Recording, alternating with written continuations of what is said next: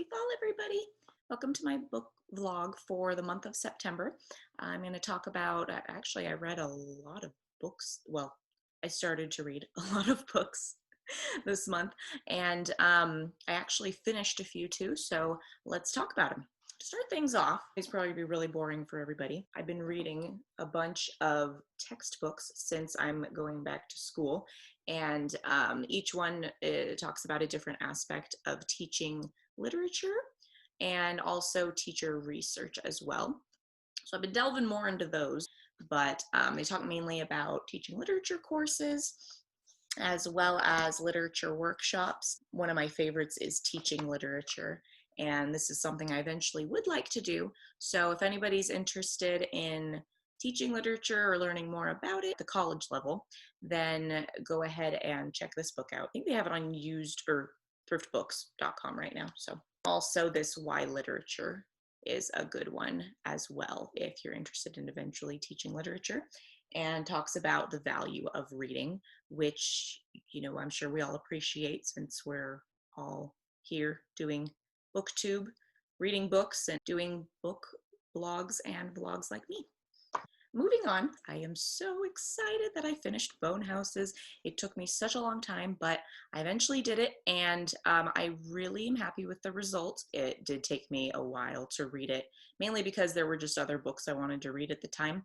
I was able to whiz through the last half of it, and I really enjoyed the journey that the two main characters took. I also really appreciated the characteristics of each of them, how they weren't cliche, boy likes girl, boy is handsome and strong, girl is misunderstood yet beautiful, and she discovers herself. It wasn't along those lines, which I'm very happy about.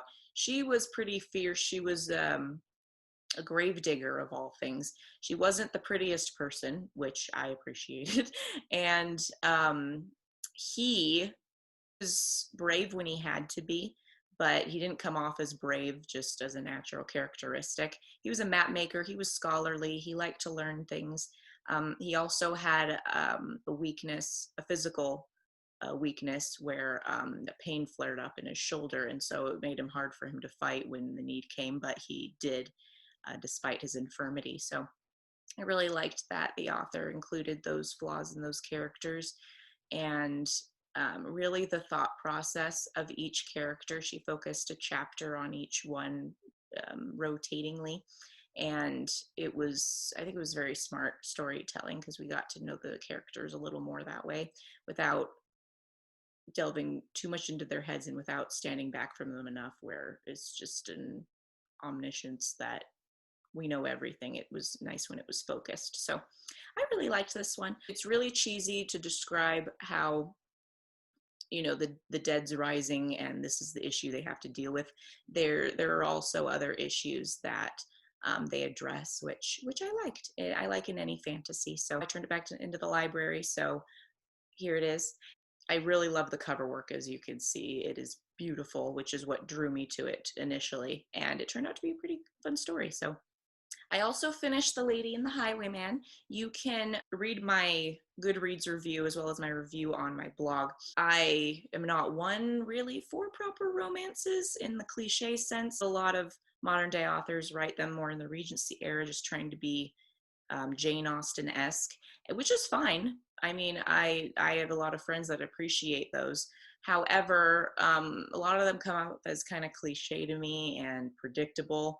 However, this one I really liked because it took place in the Victorian era of all places, and the romance wasn't the central focus on it, even though it says it is a proper romance. It tackles another big issue about liberating the children of Victorian London at that time who were being oppressed. And both of the main characters are trying to do that in their own way. And then they eventually meet up and try to become a team to do that through their literary skills, of all things. So that, of course, drew to me because I love writing and reading, as we all know. It was a very good read. It is quite beefy. There's two stories within the story, which are both the stories that each author's working on for their Penny Dreadful novels. I can see why it's needed, mainly because throughout the main story that's happening between these two characters, what they're doing influences the novels that they're writing. So it's nice that the author included that. However, it can get distracting. So if you don't like stories within stories, then I would just read the parts that are the main story. So all in all, I gave it a 5 out of 5 stars. I really loved it. I loved the wit and banter between the two characters. It seemed pretty fitting for the Victorian era of which it was written. And I also liked the descriptions that the author gave. They were pretty original and weren't reused like I'd seen a lot, like as white as snow or just things like that. It was very original, and I appreciated that. I also read the Gothic story Rebecca, and I mainly wanted to read it because a couple of booktubers that I follow had read it and absolutely love it, and I'm really into Gothic literature, so especially the classics, and I hadn't read that one yet. The movie coming out on Netflix, I think, the Rebecca movie, so that looked pretty interesting. So it kind of sparked the interest in me to read that one before watching the movie. It was a lot shorter than I thought it'd be. I listened to the audiobook and it kind of flew by. I think it was just a couple hours, and it left me wanting more of the story. The way that the author, Daphne, she created a suspense around it without giving away too much information. The story follows a young girl who marries someone much older than her, and he's rich and he has this mansion, and his former wife died under mysterious circumstances. And of course, we learn more about what those circumstances are since his wife is Rebecca, the title of the story. But it's through the new wife's perspective, and she learns more about Rebecca based off of what her husband's telling her. And it kind of makes me wonder how reliable of a narrator he is in that sense. I think he eventually unveils the story in an interesting way because we get to learn more about Rebecca, but without giving away too much information. So it's kind of an interesting way to do it. The author describes the atrocities Rebecca commits without describing them, just saying that she did them, and just kind of her personality, her creepy personality is we can kind of discern what those are without the author giving it away, which I like in any mystery book. So I definitely recommend Rebecca, especially during this holiday season. I think I recommended it in my spooky stories recommendation blog earlier. So go ahead and read it. I started the book, The Rope Trick, and I got this at the library mainly because the cover looked pretty neat, and it's teen fantasy. I liked the beginning, then I didn't really get into it. It's about a girl who is part of a traveling circus, and she meets another little girl who has some abilities that they would like to adapt to the circus.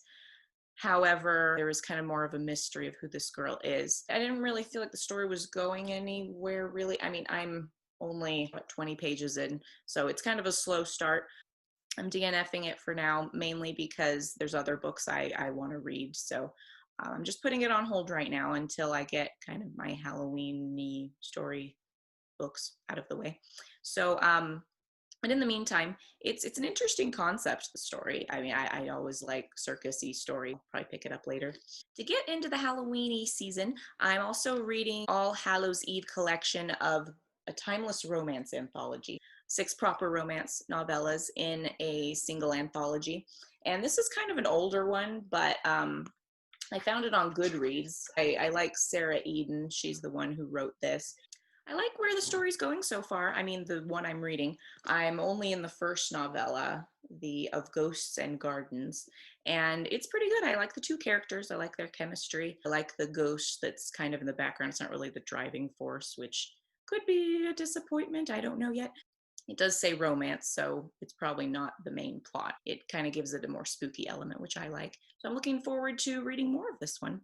I'm also reading, the book finally came. I've been waiting for this for like a month or two. This is the historical fiction novel, The Red Necklace by Sally Gardner. And this one, I bought the second one, I think. I bought the second one a few months ago called The Silver Blade. I had read the back and I really liked it, and then I realized it was a sequel to The Red Necklace, and I haven't found The Red Necklace yet at any thrift shop, so I wanted to get it from the library. And I am about 53 pages in, and I'm really liking it. The story is being told very eloquently. It's not very like this happened, which a lot of people might like, but I kind of like it more descriptive. So kind of you have to focus on what the author's saying. It takes place in the time of the French Revolution, which are stories that I always like. It follows a boy who his name's Jan, and he is part of a traveling circus, and he has a special ability where he can tell what people are thinking. It never says he can specifically read minds, but he can tell what people are thinking, and it helps with the showmanship of the circus. And he works with a dwarf and another man who can stop a bullet with his bare hands, and invented this kind of machine which can tell the future, but really it's Jan who can tell what people are thinking as well as throw his voice. So it seems like the machine's talking. Anyway, it's kind of interesting. It sounds weird when you talk about it. A scowl.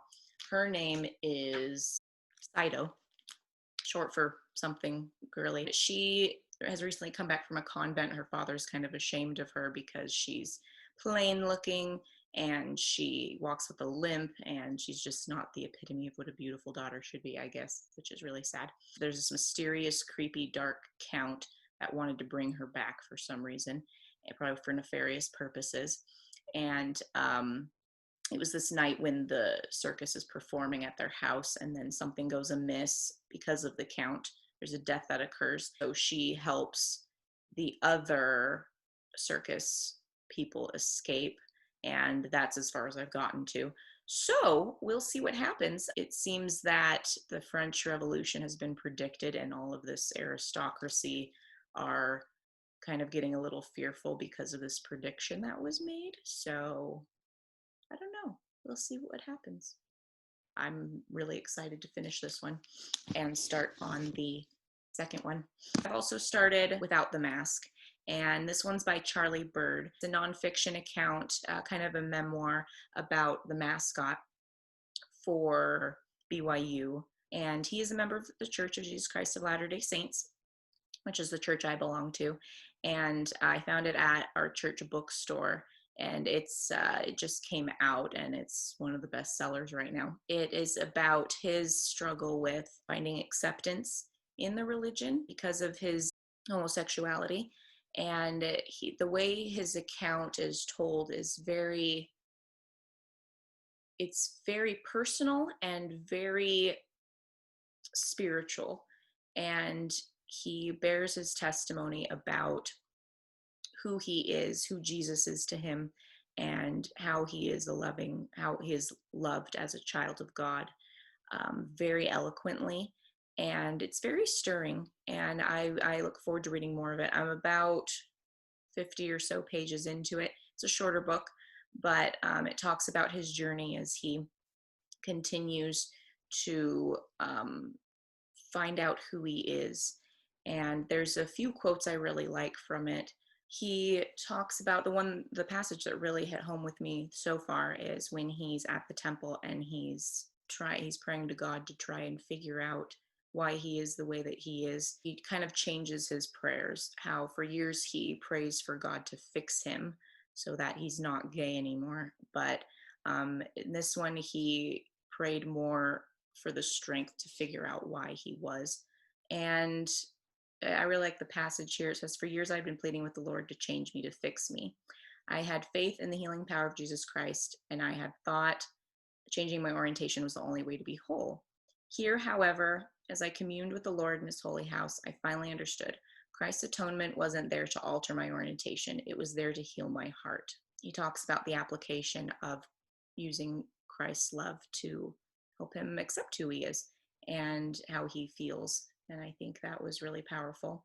He eventually concludes this personal revelation with that the Lord made him this way for a purpose. And I think that was a really interesting insight that he had, that could change the way people view people who have same-sex attraction, especially in the church.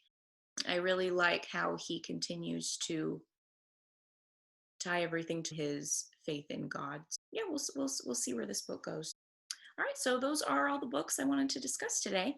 I hope that you found it enlightening. Hopefully, I recommended some books that you can start reading. Thanks a lot. Hope you all have a wonderful month. Happy fall, everybody.